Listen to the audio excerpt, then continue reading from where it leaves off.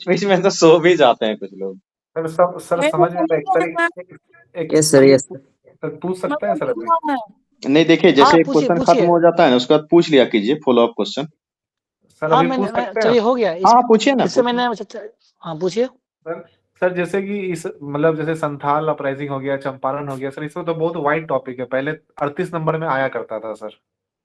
हाँ और अब जैसे शॉर्ट बिल्कुल। नोट देने लगा है, तो सर जैसे आप कह रहे थे कि मान लीजिए अगर जैसे संथाल का ही है तो सर इसका मान लीजिए अगर हम हम्म प्रिपेयर करते हैं, जैसे सिग्निफिकेंस भी फीचर प्रिपेयर करते हैं, फीचर भी प्रिपेयर करते हैं, इसका आउटकम हम्म भी मतलब करते हैं, और तो सर जैसे शॉर्ट नोट्स में आता है तो सर ये तो बस संथाल अपराइजिंग लिख देता है, इसके आगे कुछ लिखता नहीं है कि हाँ इसका फ्यूचर बताना है, सिग्निफिकेंस हाँ बताना तो है, इसलिए आउटपुट आपको, बताना है, हाँ या बोलिए कैरेक्टर बोलिए, बताना, हाँ ठीक है। कैरेक्टरिस्टिक्स हम्म बताना है इसका। हम्म तो सर हम उसमें हम्म मतलब किस चीज को हम वहाँ प्रेजेंट करेंगे, जैसे कैरेक्टरिस्टिक बताएं कि नहीं बताएं, नेचर बताएं कि नहीं बताएं, आउटकम बताएं कि नहीं बताएं, फ्यूचर सिग्निफिकेंस, तो सर ये समझ में नहीं आता है क्योंकि तैयार तो बहुत सारा एस्पेक्ट रहता है, लेकिन वहां पे कैसे लिखना है सर?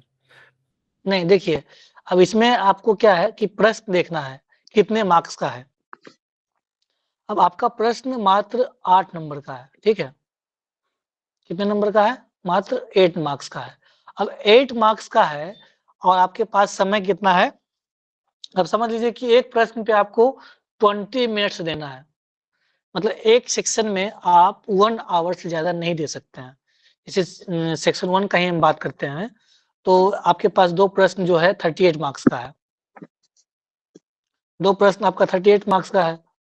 तो तो उसमें तो ये हो गया कि आपको लगभग 20 मिनट्स वहां जाएगा, 20 मिनट्स वहां जाएगा, तो 20 20 40 हो गया। बचा कितना आपके पास समय? 20 मिनट्स। तो 20 मिनट्स में आपको ये पांचों प्रश्न करने हैं। तो ऑलमोस्ट कितना समय देना होगा एक प्रश्न पे? मात्र 4 मिनट्स। ये व्यवहारिक है, ये प्रैक्टिकल है, इसको एडॉप्ट करना ही होगा। क्योंकि आप कितना भी इसको लिखेंगे तो 5-6 पेज लिखना ही होगा, क्योंकि 38 मार्क्स कैरी कर रहा है।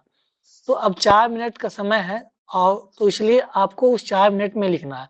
तो उसमें जैसे हमने बताया, तो उसमें क्या करना है? हल्का सा इंट्रो दिए, ठीक है। इंट्रो के बाद कॉज दे दिए, उसमें बैकग्राउंड।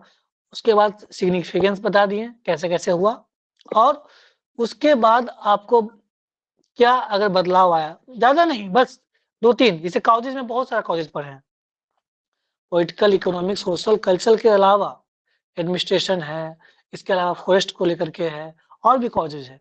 तो वो जब 38 मार्क्स का होता है तब हमको बढ़ा चढ़ा के लिखना है। अदरवाइज हम इम्पोर्टेंट कॉज दिए, एक लाइन, ज्यादा नहीं।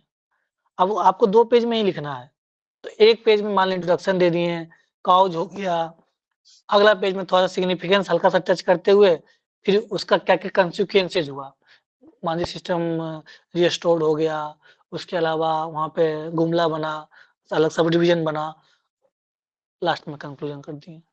और क्या करेंगे? एक मैप बना देंगे, ज्यादा है तो बिहार का मैप बना देंगे।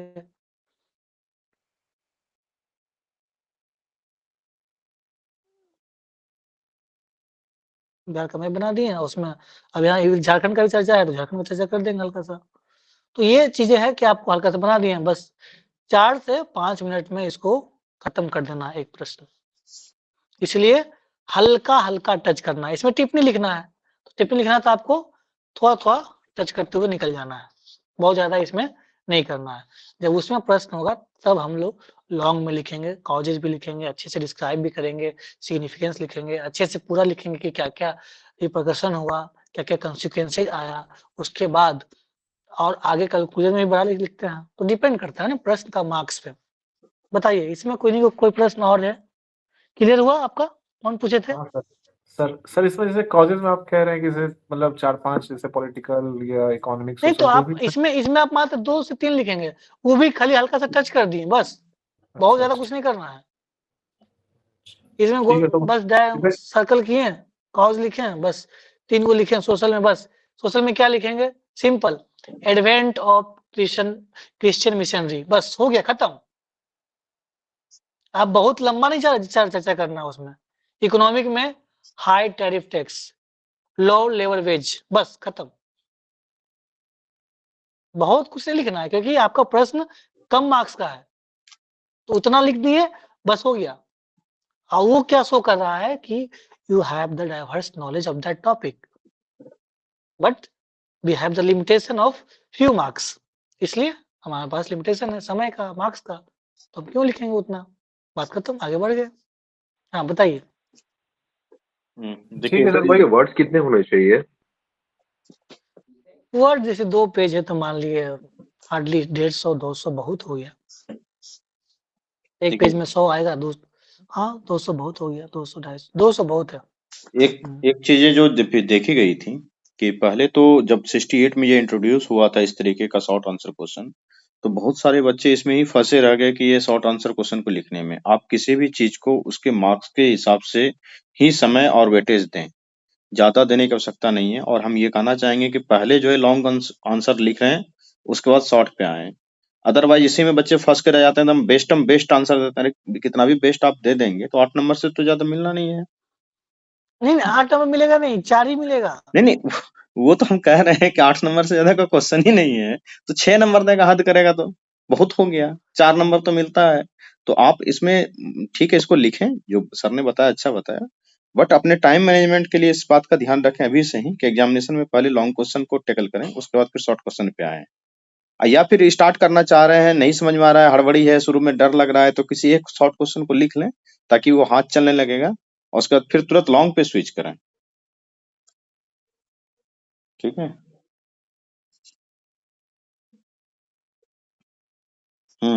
आगे करते हैं। इसमें किसी को कोई डाउट है कैसे प्रश्न लिखना है? समझ में आया? किन्हीं को कुछ और पूछना है, सर प्रॉब्लम एक बताइए। डाउट है मेरे को। हाँ बताइए। सर जैसे शॉर्ट क्वेश्चंस हमें स्टार्ट किया लिखने के लिए, तो इसमें से 5 में से मुझे मान कीजिए 3 क्वेश्चंस बहुत अच्छे से प्रिपेयर्ड है, मैंने लिखना स्टार्ट कर दिया, और फिर मैं चाहता हूँ कि मैं फिर क्वेश्चन नंबर 3 पे स्विच कर जाऊँ या 2 पे स्विच कर जाऊँ, तो ओवरऑल प्रेजेंटेशन पे कुछ इम्पैक्ट पड़ता है क्या इसका? उससे तो जैसे देखिए इसमें तो ऐसा हो गया है ना कि अब सीरियल वाइज दिया हुआ है, तो आप उधर लिखिए नहीं लिखिए कोई फर्क नहीं पड़ता है। अब आपके पास मैनुअल पेपर नहीं है, वो सारा कुछ अरेंज किया हुआ है। जैसे जब आप पेपर खोलेंगे तो 1 का A B C D सब एक साथ है और 2-2 पेज सब में छोड़ा हुआ है। तो आपको 2 नंबर, जैसे मान लिया आपने, सपोज करिए कि आपने ये 3 प्रश्न लिख लिया, ठीक है, तो वो इसका दिया हुआ है, इसके लिए 2 पेज, इसके लिए 2 पेज, इसके लिए 2 पेज, तो आप समझ लीजिए कितना हो गया 10 पेज, तो आप 11वां पेज पलटना ही होगा, तभी आप इसका लिख पाएंगे। अब सीरियल दिया हुआ है, सीरियल वाइज प्रश्न दे करके ब्लैंक पेज दिया हुआ है, तो आप कैसे भी लिखिए वो अरेंज्ड है, उसमें कुछ करना नहीं है। मैनुअल चीजें नहीं है कि पहले आपको शिफ्ट 56 ब्लैंक मिल गया है और आप 1 का A लिख लिए, फिर चलो मन कर गया कि 2 का A लिखते हैं, वैसा नहीं है। अब तो अरेंज किया हुआ है, प्रश्न उसमें भी लिखा हुआ है, अब ब्लैंक पेज है। ओके सर, समझ अंडरस्टैंड गए? सर। हाँ। जी सर, अंडरस्टैंड, समझ। तो आप कोई भी लिखते हैं उसको फर्क नहीं पड़ने वाला है, एग्जामिनर के लिए वो इक्वलिटी है, इक्वल है। आप पहले लिख रहे हैं बाद में लिख रहे हैं उसको तो पता भी नहीं चलेगा।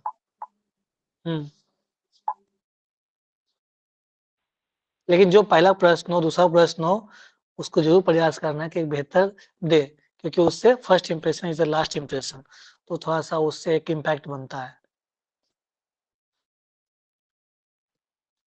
बताएं आगे बढ़ें या कुछ और है? बड़ा किन्हीं जाके का? बड़ा।